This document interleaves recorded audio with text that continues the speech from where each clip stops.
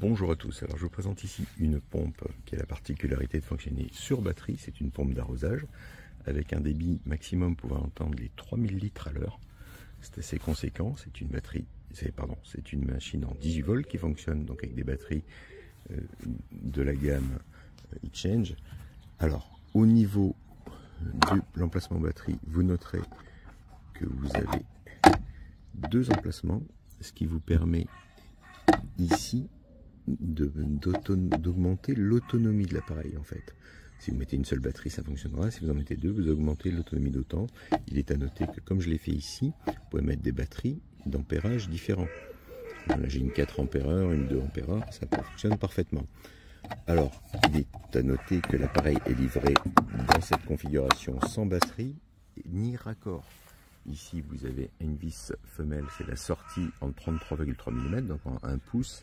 Et pareil, l'arrivée d'eau étant 1 pouce, 33,3 mm. Donc il vous faudra des adaptateurs comme ceci, par exemple, pour la sortie, que vous pourrez venir visser et mettre votre tuyau en sortie. Idem pour l'arrivée d'eau. Alors attention à l'arrivée d'eau, moi je prends de l'eau dans les bacs ici, donc j'ai aucun problème.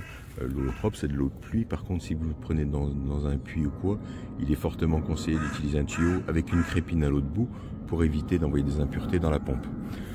Ici, vous avez un voyant qui vous permet de voir le niveau de chacune des batteries. Sur l'autre côté, vous avez le bouton de mise en route avec deux positions, un mode éco et un mode puissance maximale.